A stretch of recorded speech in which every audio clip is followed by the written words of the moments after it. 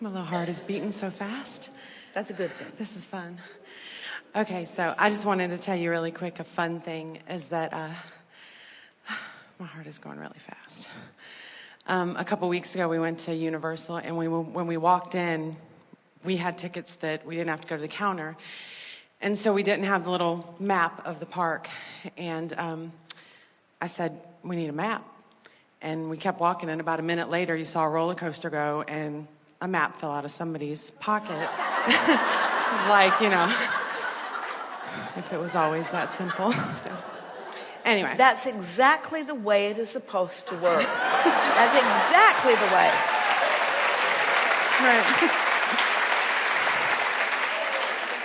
By the end of the day, maps are falling out of your pocket. Right. It was lovely. So I have to read it so that I stay focused. Okay, I've been listening to your materials for almost 20 years, and my life and the way I view it has changed tremendously. I'm married to a man that I adore. He's strong-minded, and he inspires me to ask for more, know more, and become more. I totally understand that I'm in charge of me and creating my life as I do. 11 years ago, my husband went to prison with a sentence that would seem hopeless. But I know with every fiber in my being that we can be, do, or have whatever we want, literally. So I know that even this circumstance is changeable. I also know that once something has manifested, it's more difficult to change. I know that I cannot create for him. He has to do it. But I also know there's power in co-creation. And influence. There is influence. Yes. Influence. I want that. So my question is, we both want the same thing, his physical freedom. You, being all-knowing, know our energy stance. I don't care what we've done wrong so far, but what I am fully open to receive is how we can individually and together direct our energy in the strongest possible way to literally free him and both get what we want. Well, there is so much that we want to give you here because, first of all, you give us an opportunity through this example. And your mate really has the opportunity to experience this fully, even more than you do, of discovering that freedom in its truest sense is alignment. Right. And bondage in its truest sense is resistance. Right. And anything of a physical nature, even bars and jails and confinement, doesn't even come close to the power of this resistance or allowance that takes place vibrationally. So we've been talking a lot here today in a stronger way than usual about finding a way to release the attachment, the fixation, the addiction to what is. And there's no one who wants to do that more than someone who's incarcerated. In other words, if you are in a situation where the confinement of your experience is like it is for him, then his only path to freedom right now is through the emotional route. Right. So he's more likely to do it than anybody else in this room. Right. It's like we often say, we just really enjoy visiting with groups of terminally ill people. A little annoying to the audience when they hear it, but the reason is because they're open to new ideas. Right. Yes. In other words, they're finally in a position where they're willing to let go of the stuff that hasn't been working for them because they have nothing to lose and everything to gain about going the emotional route. And so that's the thing that is really exhilarating about this. So your husband has an advantage in the sense that he is more likely to receive an understanding of this vortex and receive the relief of the vortex than almost anybody else, because he has more reason to reach for relief in a way that he can't orchestrate the way a lot of other people would attempt to orchestrate. You are following? It makes sense, doesn't it? You have an advantage over your husband in that since you are not experiencing as much of the discord of the incarceration, your expectation and hopefulness can get into alignment quickly, maybe quicker than his. You're following? So we could give you a long list of people who have written to Jerry and Esther over the years, who have had sentences that have been assigned to them, who have found their way into the vortex, who have found ways to make the best of it, who have come into alignment with who they are, who are actually satisfied where they are and looking forward to getting out, satisfied with where they are and eager for more. Imagine, satisfied with where they are, because they're satisfied with the emotional state that they're achieving. And when they change their emotional state, when they come into alignment with who they really are, it doesn't matter where you are. Law of attraction still works whether you are incarcerated or not. In other words, law of attraction is still working inside that facility. There are things more in harmony with what your husband wants and things less in harmony with what he wants. And if he is, or if anyone is telling you, oh no, where I am, there is nothing there that I want, then we're here to tell you they're not in the vortex. Because when you get into the vortex, you will find things wherever you are that are pleasing to you, you see. Law of attraction is a very powerful thing. So, talk to us a little bit about your communication with him, what your conversations are like. What kinds of things does he say to you? What kinds of things do you say to him? That's big. I mean, when you visit, is it on the telephone? Is it? Well, it's both, but it's mostly on the telephone. So when you visit with him, when each time that you go to visit with him, what is the predominant thing that you wish to convey to him? What comes first? What do you say most often? What do you say with most forcefulness? What is it that you want him to hear from you? What do you usually say? I want him to get right so he can be free. So the reason that we ask that is because what we want it to be, because the tendency is, I can't wait for you to be out. I want you to get out. That's, of course, the predominant thing that you're feeling and the predominant thing that you're flowing. But what it does is it shines a big spotlight right on what is. Right. And then causes him to look right at what is, and then you go down that walk down memory lane of everything that happened and why, and all of that is just a big jumble of stuff that doesn't have any movement in it toward what you want. Right. I think I'm actually more comfortable where we are and feel more hopeful than he does. Well, he says that we are certain about that, but this is the thing. Since we're visiting with you and you're going to be visiting with him, this is what we want to convey to you. And until you get it, you can't convey it to him. So it is our desire to convey it to you.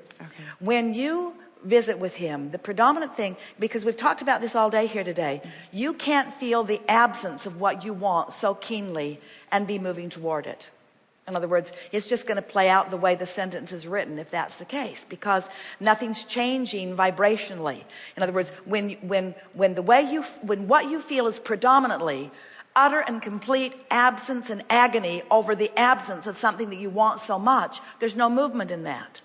So, and yet it feels like what you should say, because you don't want to say, hey honey, I'm having a fabulous time, wish you were here.